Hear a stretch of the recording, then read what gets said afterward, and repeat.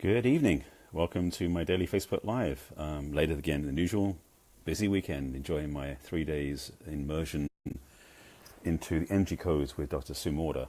And I'm speaking tonight because I'm doing part two from last night because I had a conversation with Dr. Sue this morning and that inspired me to do another part, which I'm going to do. So before I get started with that, let me introduce myself. My name is Barry Selby. I am a passionate champion for the divine feminine, a best-selling author, speaker, and coach, and I love supporting women having what they want in love and relationships. And this topic, yesterday, hopefully woke some people up. I invite you to go watch that one, and this is going to be part two. So I'll do a quick recap of yesterday's so you know where I was coming from. And thanks for joining me, by the way. And if you feel like sharing it out, feel free to do so. If you want any comments and stuff in the bottom, I'll answer them if I'm live, and if you're doing it the replay, I'll do it there too. And also, this will be on YouTube later on, so just, I'm just giving all the logistics out the way. Okay, topic. This is messages from the masculine number 128. These are daily, by the way, so I've done quite a few of these. And this one is part two of a topic, which is, when it comes to dating, you might be thinking too much. And yesterday I spoke to the concept that your intuition is a lot stronger than you think, particularly for the ladies. That you may be looking at a dating profile on a smartphone app, or meet somebody through friends, where all the criteria, like a resume, lines up beautifully as a great partnership. But your intuition tells you otherwise. In fact, it may be telling you to back the hell away because you can feel intuitively something off with them. But you ignore that and you go ahead anyway, and you regret it 6 months later. So that's kind of this. That was the shorthand version, what the cliff notes from yesterday's broadcast. Today's, though, because I was talking to Dr. Sue about this morning, it's actually the other way around, which is that, and this one may be something that some of you may stretch into, is the idea that you may in fact be what's what I'm looking for? Abdicating your role in a way, self-demeaning yourself as in the fact you don't choose higher than you've actually been choosing. Now, what I mean by this in the concept is you may see somebody on a dating site or meet someone by introduction or a dating app, whatever, and you choose to swipe away because when you look at their stuff, they feel too good for you. And it's not because of what they said, but your feeling level may be the fact that you're actually too reticent, too self-effacing, perhaps even judging yourself as not being worthy and deserving of the person you're actually interested in.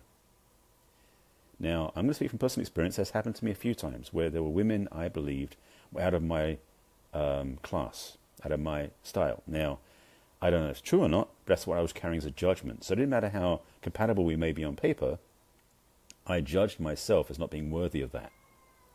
So I'm just speaking from personal experience. Now, I know many women out there and men have had the same experience. Now, the ones that don't give a flying whatever and will go for it anyway, that could be boldness, it could be ego. So I'm not going to say it's the only way. But I wanted to lay on the table the idea that perhaps if you're feeling yourself pulling back from being interested in somebody, check in and see where that hunch, that intuition is coming from. Is it an aligned intuition that's telling you from a true, authentic place inside that this isn't a good match and you need to pull away? Or is it a younger voice, perhaps, or a different voice that's not yours, maybe a parent or an ex-boyfriend if you're a lady, or an ex-girlfriend if you're a guy, that you've taken on as rules when it's not true? That they've been saying negative things about you, demeaning you, saying that you weren't worthy of whatever it was, and you're taking it to heart as the law, and it's not true. So, adding a PS, a part two to yesterday's broadcast, is the nuance of getting clear about that voice inside. Getting clear about that intuition, that it is intuition, or is it some subconscious voice that's speaking up, pretending to be intuition? I've had those too, by the way. I'm just thinking of a comment or an experience I bring to mind. I don't have one right now. But I wanted to put this on the table for you to think about.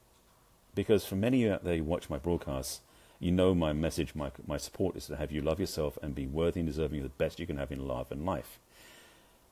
I haven't stopped doing that. But I also want to make sure that you remember that you may in fact be worthy of much better than you've been giving yourself credit for. That you deserve, that you require a higher quality of partner than you've been choosing up to now.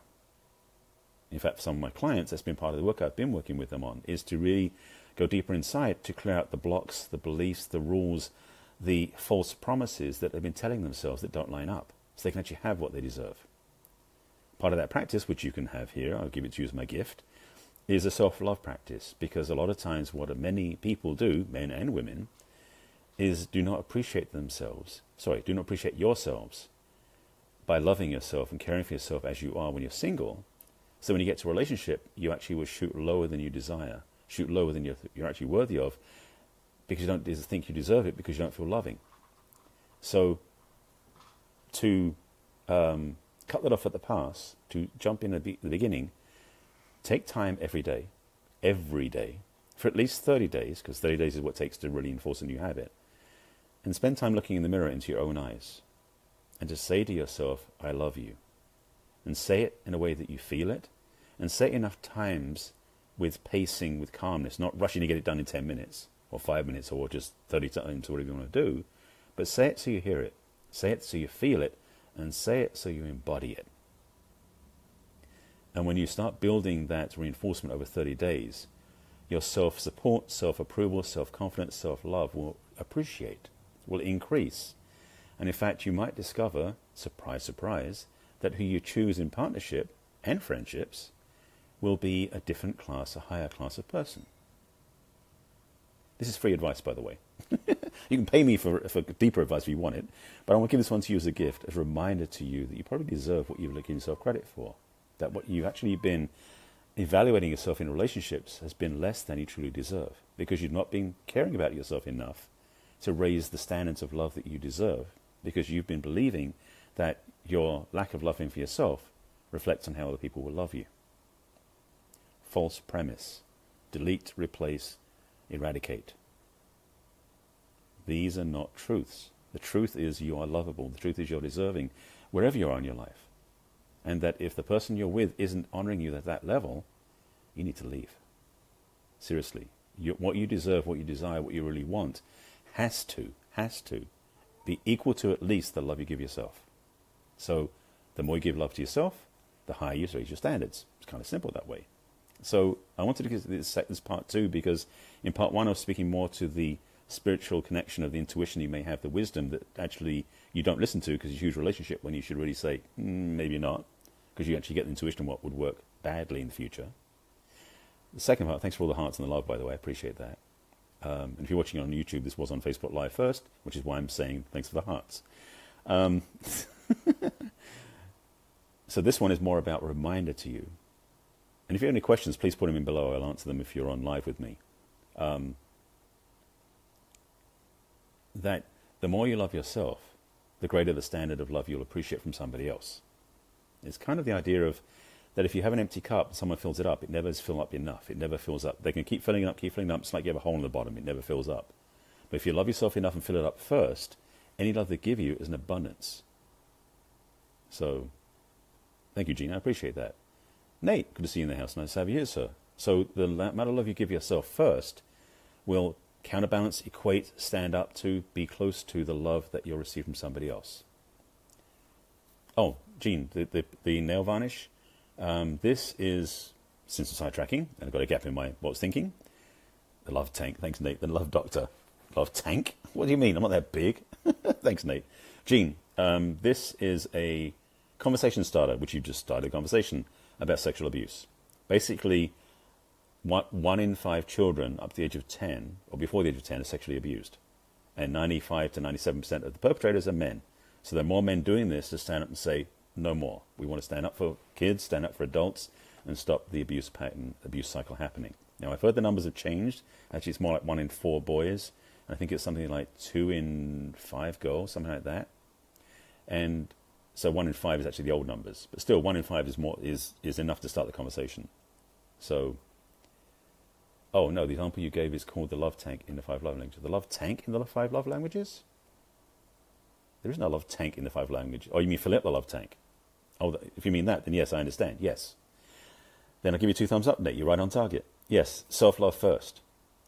So let me put this one in the conversation, because I've talked about this before in other broadcasts, and this is what I've been seeding through the whole broadcast, is self-love is the factors to attract the right relationship.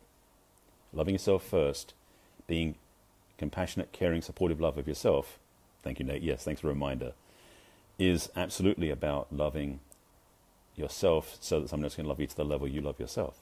Philip the tank first, exactly. So thank you for that comment. And if you're watching on YouTube, you're saying filling up the love tank first. It's so weird explaining to people on YouTube who haven't watched this yet. It won't be that. So yes, it is totally a prerequisite. Yes, Gene, exactly.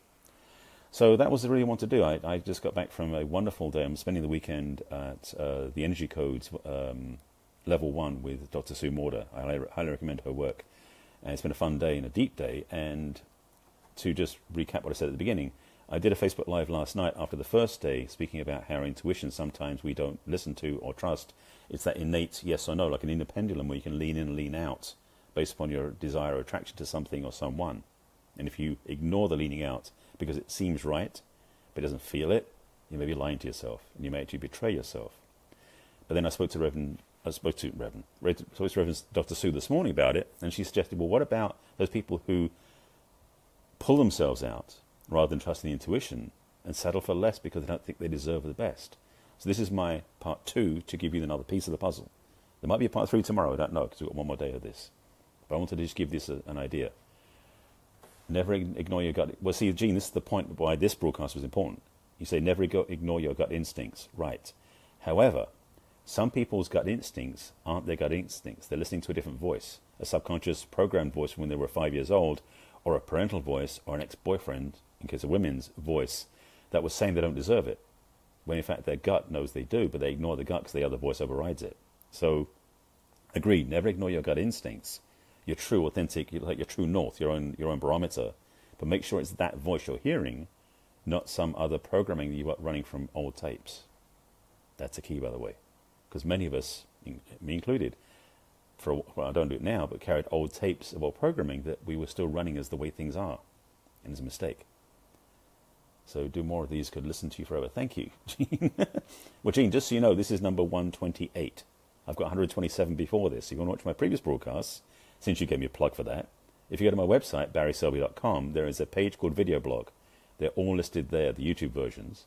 They're also on my business page, which is Barry Selby on Facebook. They're also on my YouTube channel, Barry Selby, on my Messages from the Masculine playlist. 128 of them, including this one. So you listen to my voice quite a lot. So I hope this has been of value to you. Actually, now it's almost 8 o'clock. I need to make some dinner. It's been a long day. And I trust you well. If you have any questions or comments or thoughts, you can reach out to me. You can message me if you want help. Nate, you're doing a huge peri-train on mental health on Wednesday, an international lineup. That is very cool. Super awesome indeed. Very cool. So yes, that's. By the way, Nate Gilbert and I are friends on Periscope, and the peri-train is a Periscope past the broadcast type thing for people. For those who are on Facebook, don't know what that is. Now you know.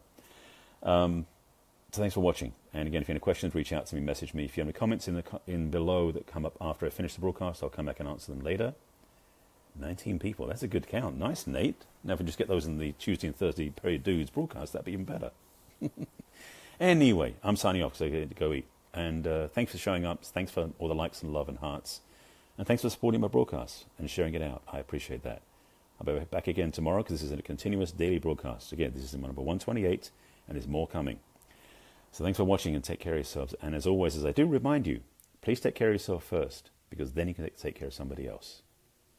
I will. Thank you, Gene. And take care of yourselves, and I'll see you again tomorrow. All right? Bye.